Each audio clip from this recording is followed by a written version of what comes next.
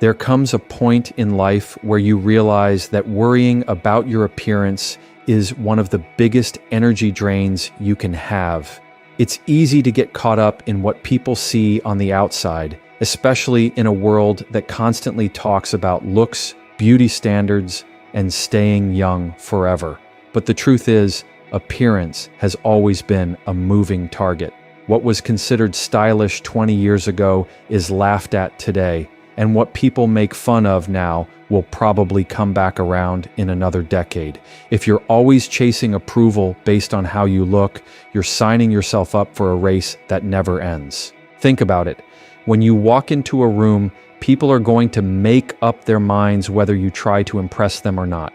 Some will notice your clothes, your hairstyle, or your body, and they'll form an opinion without even knowing you. That opinion isn't about you, it's about them. It's shaped by their preferences, their insecurities, their expectations. You could wear the most expensive outfit, have perfect makeup, and still someone would say it's too much or not enough. If you dress comfortably, someone else will think you've given up or don't care. No matter what, people will talk, and that's the proof you'll never win trying to please them. What really matters is how you feel in your own skin. Confidence doesn't come from a number on a clothing tag or whether your hair is perfectly styled that day. It comes from showing up as yourself without apologizing for it. The lines on your face, the changes in your body, they're not flaws to cover up, they're proof of life lived. Every wrinkle is a story, every stretch mark is a reminder, every scar is survival. Those aren't things to hide, they're things to carry with pride. And here's something else. People actually notice energy more than they notice appearance. You've met people who are dressed perfectly, but they give off an anxious, insecure energy that makes the room feel tight. Then you've met someone who might not be dressed in the latest fashion, but they carry themselves with such calm assurance that you can't help but respect them. That's the difference confidence makes. It's not about the mirror, it's about the presence you bring.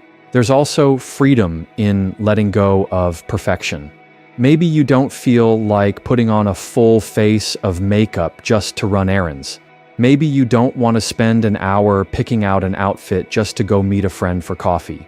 And why should you? When you stop being bothered by the little judgments people might make, you get that time and energy back for things that actually matter.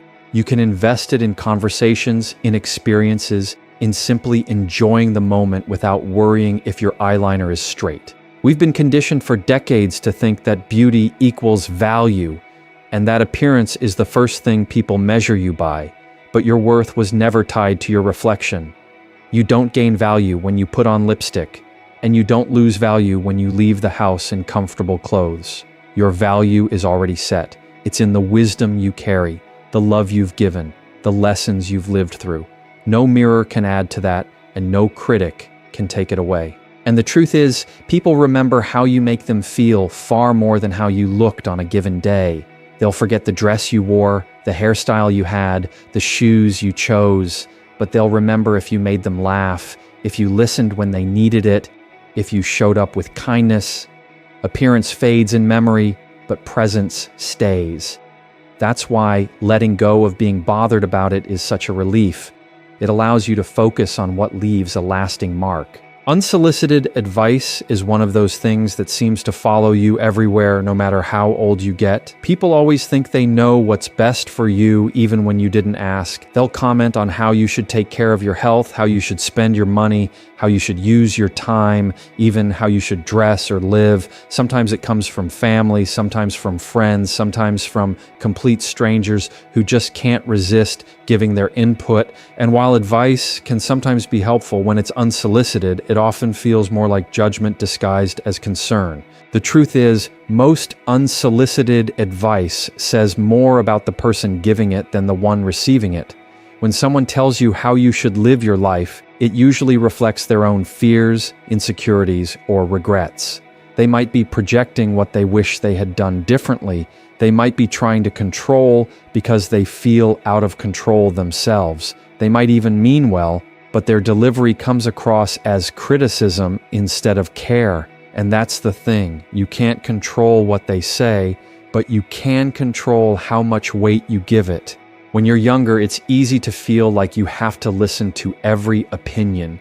You want to please people, you want to fit in, and you don't want to be seen as rude. But the older you get, the more you realize that taking in every piece of advice is exhausting. You can't live your life on everyone else's terms.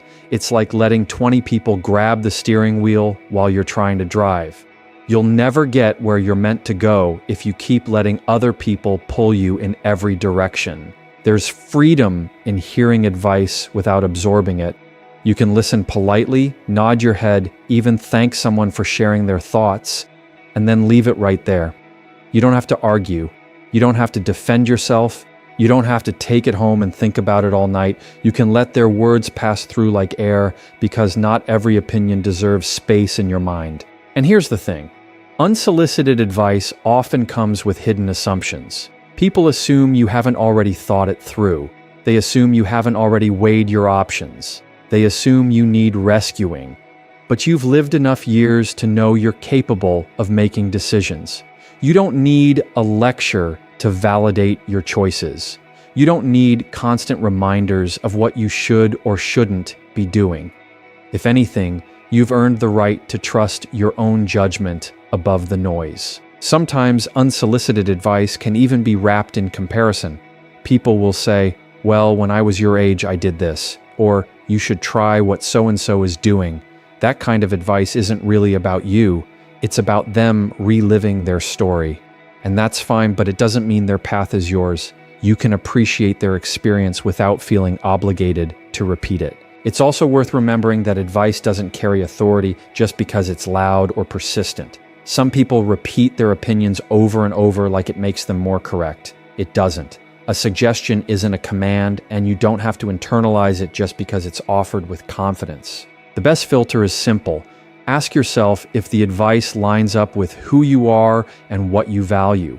If it does, great, you can consider it. If it doesn't, let it go without guilt. You don't have to explain why you're not taking it. Silence can be your answer.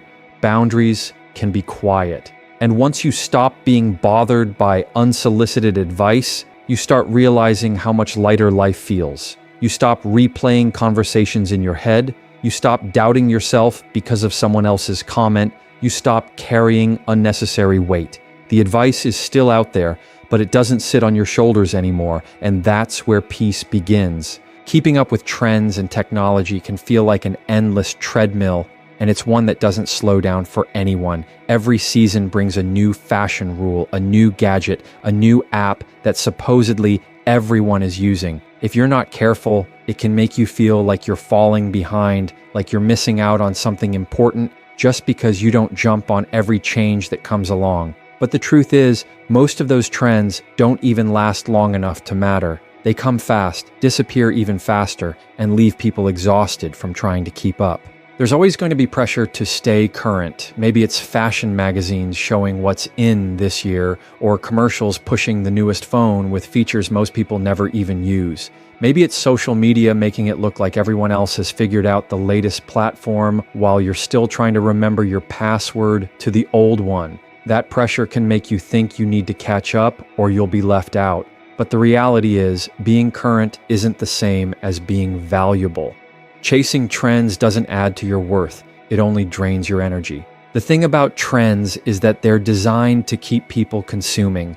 Companies want you to feel like what you have isn't good enough, so you'll buy the next thing. And people around you might act like you're outdated if you're not following what's popular, but being wise means knowing the difference between what's useful and what's just noise. You don't have to wear clothes that don't feel comfortable just because they're fashionable. You don't have to buy the latest phone just because it has one more camera than the last one. You don't have to join every social platform just to prove you're keeping up. Technology especially can feel overwhelming.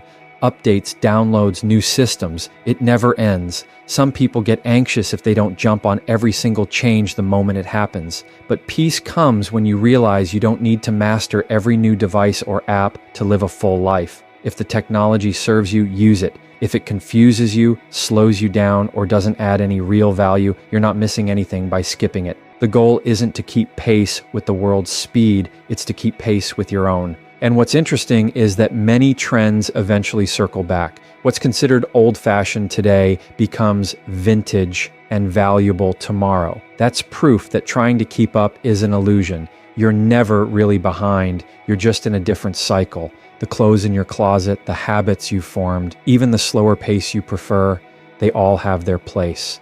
There's strength in knowing you don't need outside approval to validate it. When you stop being bothered by keeping up, you gain space to focus on things that actually matter. Instead of chasing every update, you invest in what gives you joy. Instead of spending money just to stay relevant, you spend it where it makes a difference. And instead of letting trends dictate your worth, you set your own standards and live by them. Comparison with younger generations is one of the quickest ways to lose peace because it puts you in a game that has no finish line and no real winner. Everywhere you look, the world is pushing the idea that youth is the standard, that looking younger, acting younger, or keeping up with younger people is the only way to stay relevant. That message seeps into everything: advertising, entertainment, even casual conversations. But comparison only leaves you feeling like you're not enough, when the truth is, you've already lived through seasons that younger people haven't even reached yet.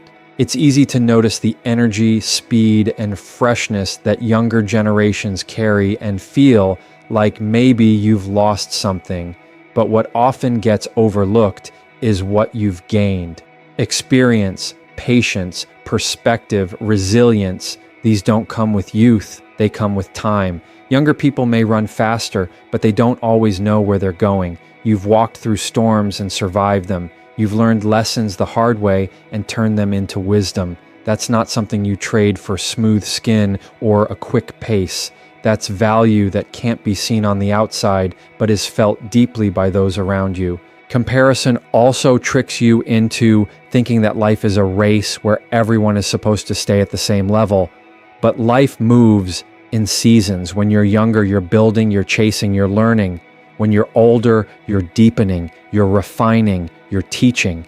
Each season has its own beauty and its own challenges. Trying to measure one against the other is like comparing spring to autumn. They're different, but both are necessary and both hold their own kind of richness. Sometimes comparison shows up in smaller, subtler ways. You might notice younger people picking up technology instantly while you take longer to adjust. You might see them wearing outfits you wouldn't choose, moving through life with a sense of freedom that feels distant. But what you don't see is that younger generations also look to those ahead of them for guidance, whether they admit it or not.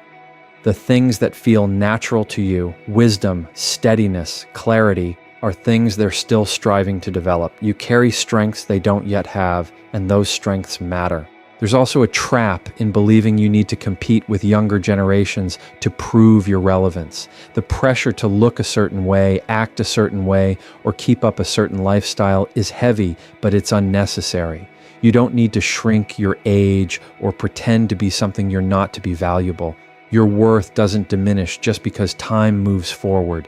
It shifts, it expands, it grows in different directions, and that's something to embrace rather than fight. When you stop being bothered by comparison, you start to see yourself more clearly. You stop measuring your reflection against someone else's highlight reel. You stop holding your story up against a chapter that doesn't belong to you. And instead of seeing younger generations as competition, you see them as part of a bigger picture, one where every season of life has its place, and every age brings something needed to the table. Minor inconveniences in daily life are one of the easiest things to get worked up about, yet they rarely deserve the amount of energy they take from us. It can be the traffic that slows you down when you're already in a hurry, the line at the grocery store that feels like it's moving slower than ever, or the neighbor who takes up your time with small talk when you're not in the mood. These little frustrations pile up quickly, and if you let them, they can turn an ordinary day into one that feels heavy and exhausting.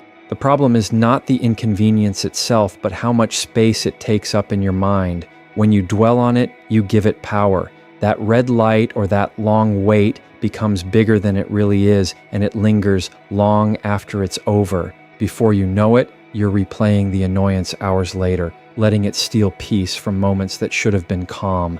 There's strength in deciding which things are actually worth your reaction. Every time you let a small irritation pass without grabbing hold of it, you save yourself from carrying unnecessary weight. You protect your mood, your energy, and even your health. Stress compounds when you let every little thing get under your skin, but calm compounds too when you choose to let things go. Not every inconvenience needs to be fixed or solved. Sometimes the best response is no response. You don't have to honk at the driver who cut you off. You don't have to complain about the cashier who's moving slow. You don't have to replay the delay as if it ruined your whole day.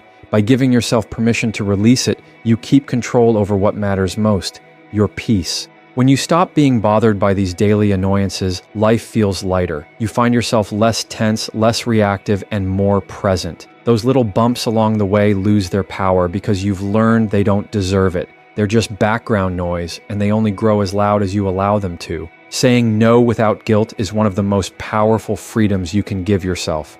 For much of life, people are conditioned to say yes. Yes to invitations, yes to favors, yes to responsibilities that don't even belong to them.